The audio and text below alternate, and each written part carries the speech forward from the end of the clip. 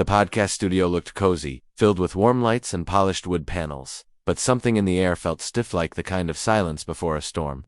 Chris Rock leaned forward, his usual grin stretched a little wider than normal, tapping the mic with 2 fingers as he cracked a joke about Africa, mixing humor with a slight edge, like he was testing how far he could go. His tone carried that familiar blend of confidence and mockery that always got laughs, but today, the room didn't laugh. Across from him sat Ibrahim Traoré, quiet and completely unreadable. He didn't smile. He didn't even blink. He just stared back. Not cold, not angry, just still. The host tried to ease the tension with a chuckle, nudging them forward like it was just another conversation. But Ibrahim leaned into the mic slowly, and when he spoke, his voice was steady and low, like he was talking to more than just Chris. You know, Chris.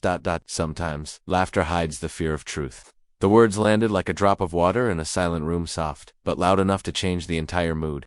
Chris shifted in his seat. The live chat started moving faster. Cameras kept rolling.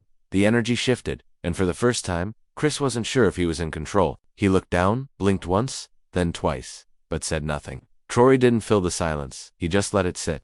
And in that quiet, something cracked, not loud, not clear, but deep.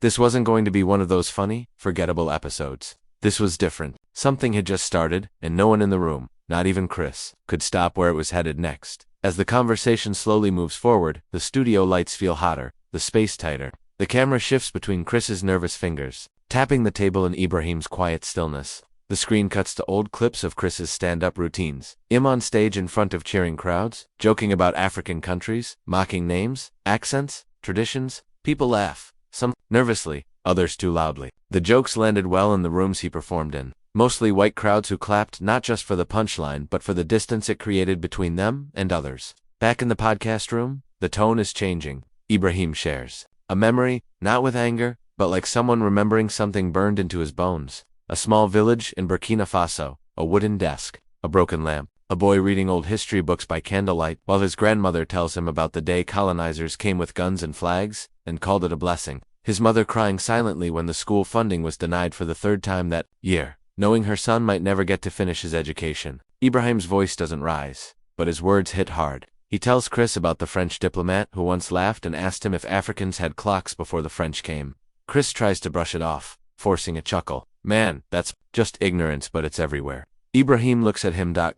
You joke about slavery like it's over, but for many of us, the chains just became contracts.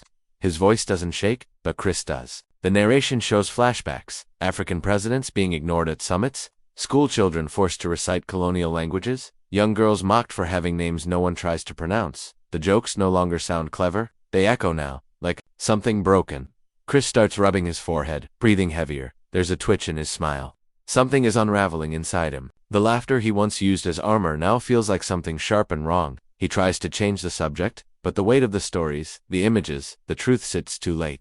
The room knows, the audience knows, and deep down, Chris knows, too. For the first time, he's not the one leading the story. The podcast is winding down, but the air is heavier than when it started. The host, trying to wrap things up, leans forward and asks a simple question, but one that carries weight. If you had one message to give to people watching this, especially those who don't understand Africa beyond what they see in the media, what would it be? Ibrahim doesn't answer right away. He takes a slow breath, his eyes fixed on Chris. The room waits. Then he says, calm and clear, stop laughing when you should be listening. The words hit like a sudden storm. No music, no dramatic effect. Truth, Ibrahim goes on, speaking gently, but every sentence lands hard. He talks about how history was rewritten by those who won, how ancient African empires were erased from books and replaced with stories of hunger and helplessness. He talks about how people who survived colonization, slavery, and stolen names were still made to feel like they had to explain their worth. His voice doesn't rise, he doesn't blame. He just tells it the way it is, and that's what makes it so hard to ignore. Chris tries to speak, but his words stumble.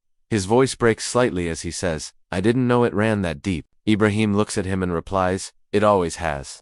You just didn't feel it. And in that moment, something breaks inside Chris, not in a dramatic way, but in the quiet way people change when they see something they've ignored for too long. The cameras stay on him as he looks down, shoulders dropping, fingers locked together. The man who once made stadiums laugh now has nothing to say. And Ibrahim, he doesn't gloat, he doesn't smile. He just sits there, calm as ever, like someone who came not to win, but to be heard. The clip goes viral within hours, not because it was loud or full of drama, but because it was honest, and people felt that. A moment where truth didn't need to shout to shake the room. The episode ends, but something stays in the air long after. News clips start rolling across different channels and social feeds. Chris Rock interview goes viral for all the right reasons. Headlines aren't mocking, this time they're listening. In a school classroom in Harlem, a young boy raises his hand and asks if he can do his class project on Ibrahim Traoré. In a quiet apartment in Paris, a retired French journalist opens his old blog, scrolls through a piece he once wrote titled Africa, still waiting for its moment, and deletes it without a word. Back in the US, Chris Rock moves through the next few days without saying much. His phone buzzes with messages, some curious, some supportive, some confused, but he doesn't answer any of them. He sits at home, watching the interview again, pausing at the same moment each time when Ibrahim said, "You just didn't feel it." Chris looks at an old framed photo of one of his early performances, a moment where he made a full crowd laugh with a joke that now makes his stomach turn. The smile on his face in that photo feels like it belongs to someone else.